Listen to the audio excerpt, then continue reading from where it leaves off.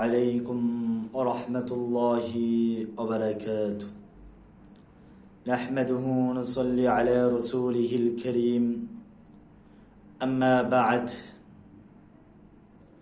قال النبي صلى الله عليه وسلم استقصروا فيه من 4 خصال الحديث أو كما قال عليه الصلاة والسلام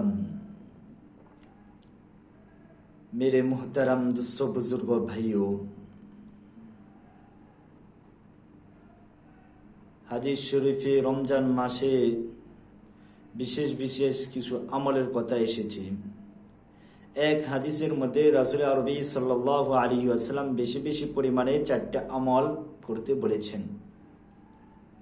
আল্লাহর পয়গম্বর রাসূল আরবি সাল্লাল্লাহু আলাইহি ওয়াসাল্লাম বলেন, استكثروا فيه من 4 خصال خصلتين ترضون بهما ربكم وخصلتين لا غناء بكم عنهما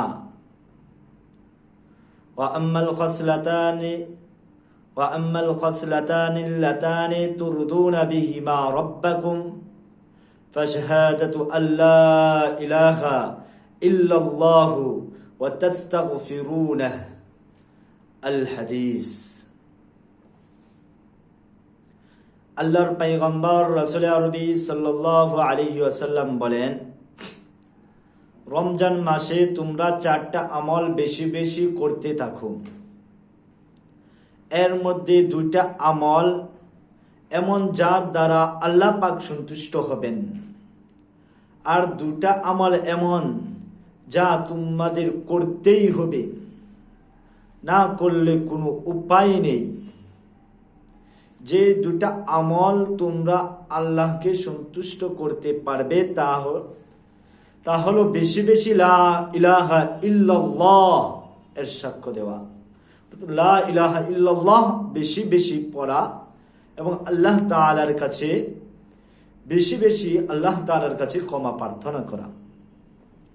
বোঝা গেল কালেমায়ে তয়্যিবা পাঠ করলেও আল্লাহ পাক রব্বুল আলামিন খুশি হন এবং তার কাছে বেশি বেশি ক্ষমা প্রার্থনা করলেও খুশি হন। আর যে 2টা আমল না করলে কোনো উপায় নেই, সেই 2টা আমল সম্পর্কে আল্লাহর পয়গম্বর রাসূল আরবি সাল্লাল্লাহু আলাইহি ওয়াসাল্লাম বলেন, ফাতাসআলুনাল্লাহাল জান্নাতা وتعوذون به من النار فتسألون الله الجنة وتعوذون به من النار। আল্লাহর কাছে জাহান্নাম থেকে আল্লাহর কাছে জান্নাত কামনা করতে হবে এবং জাহান্নাম থেকে পানা চাইতে হবে।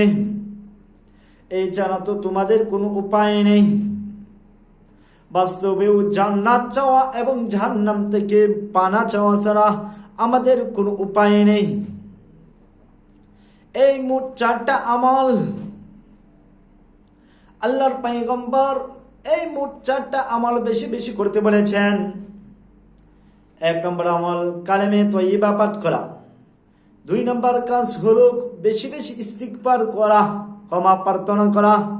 3 নম্বর কাজ হলো জান্নাত চাওয়া, আল্লাহ পাক রব্বুল আলামিনের কাছে জান্নাত প্রার্থনা করা। 4 নম্বর কাজ হলো জাহান্নাম থেকে পানা চাওয়া। রমজান মাসে এই 4টা আমল বেশি বেশি করে করতে বলা হয়েছে।